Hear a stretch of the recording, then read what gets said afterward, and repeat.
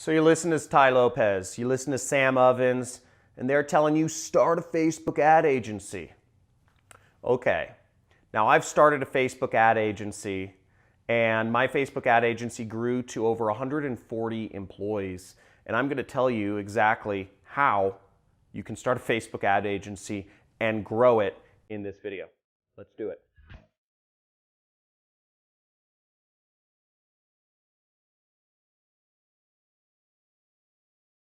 Facebook ads, they've treated me really well. I've been doing them since 2011, and I've made a lot of money as both an agency and as an affiliate marketer using Facebook ads, so really love them. Now, I started the agency, but with my partner, Steve Weiss, who has gone on, and I don't work with him anymore, but he rebranded the agency as Mute 6, and he's grown it to over 140 employees. It's the best Facebook marketing agency around right now. Now, I'm going to go over some techniques of how you can build your own Facebook marketing agency using the tactics that I and Steve used to grow our agency. Now, the first step is you need to either be an expert or you need to find an expert in Facebook advertising, okay? To be an expert, you can go through a lot of courses, but really, I would suggest if you need to get your hands dirty. So you could work for another company, work for another agency, such as Mute 6, and learn Facebook ads from people who are masters of it, doing it every day. Experience is the best teacher of them all. Or you could find an expert and just mark up their services. Now,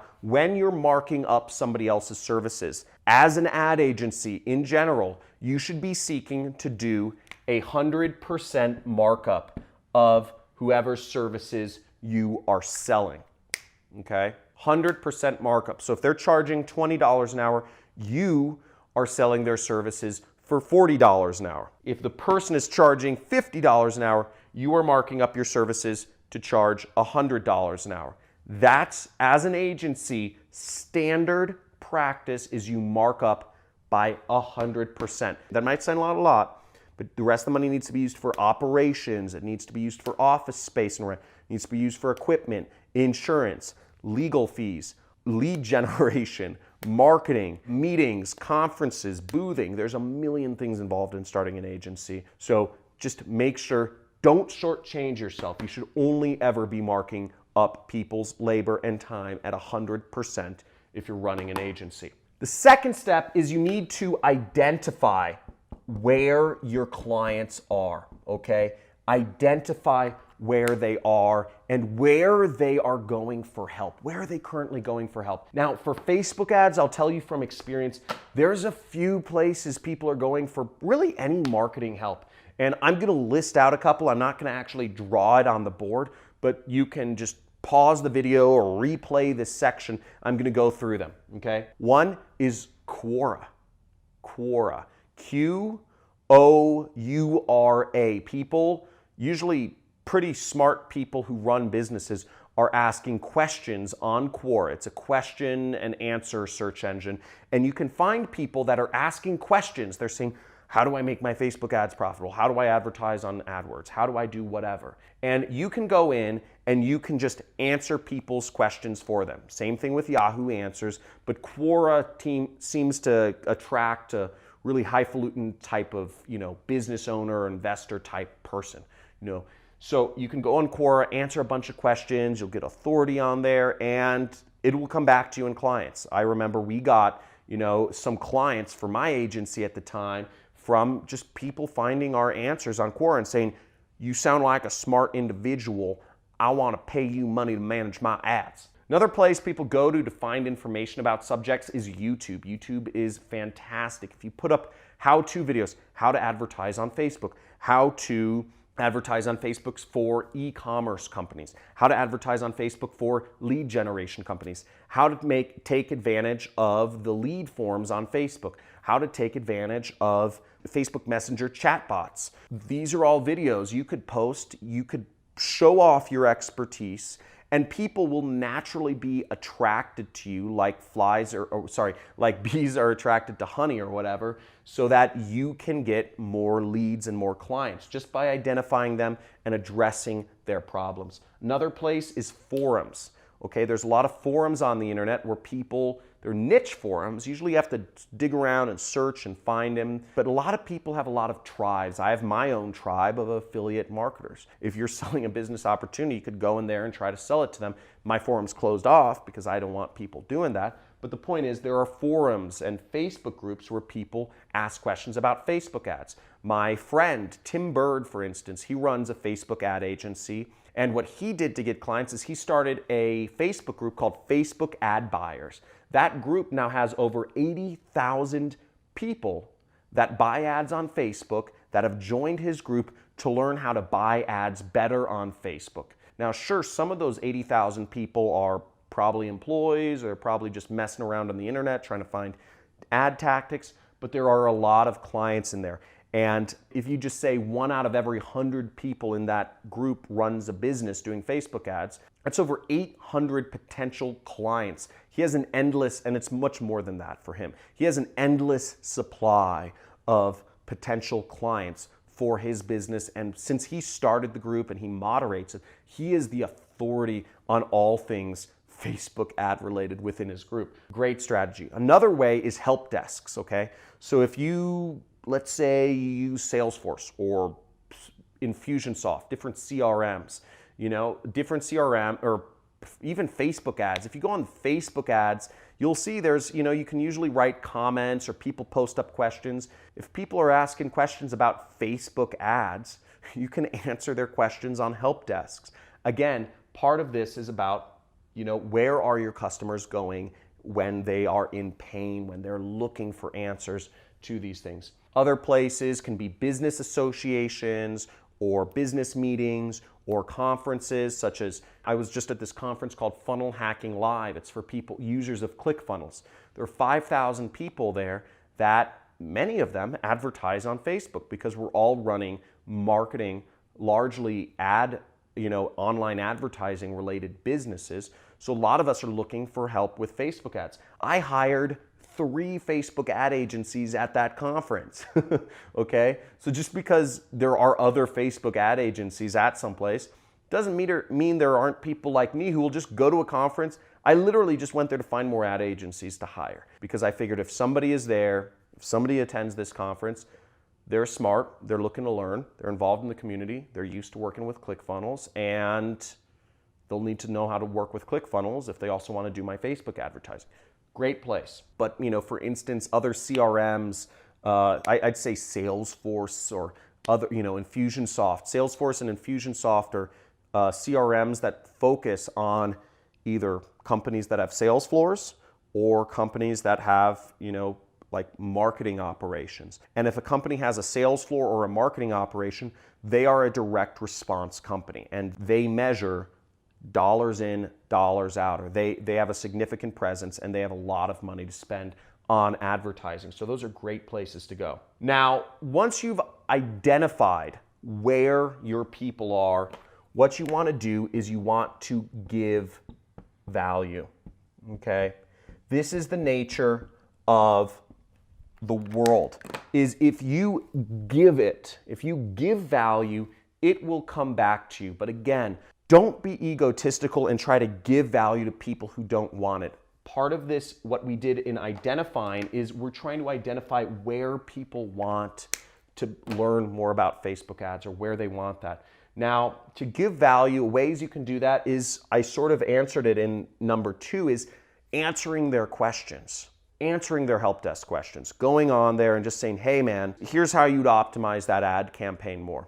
If somebody said, posted in that Facebook group I mentioned, and they said, here are my stats in my ad campaign, I can't tell how to lower my cost per lead anymore. Can you anybody here give any insight on what I could do to better advertise? And if you write a really good response and tell them exactly how they can lower their costs and increase their business, maybe that guy will hire you, maybe he won't. Maybe other people who view that post and view your answer will hire you. It's a way of putting yourself out there and helping others, okay? And it's not salesy because you're putting your best foot forward. Other ways are, if you're doing speaking, if you're speaking at local meetups. One thing I did was around LA, there's a lot of different meetings every single night, in my area, which is the tech I live in Malibu now, but it's very close to the tech community there. And a lot of businesses are trying to find more users and more installs and more customers.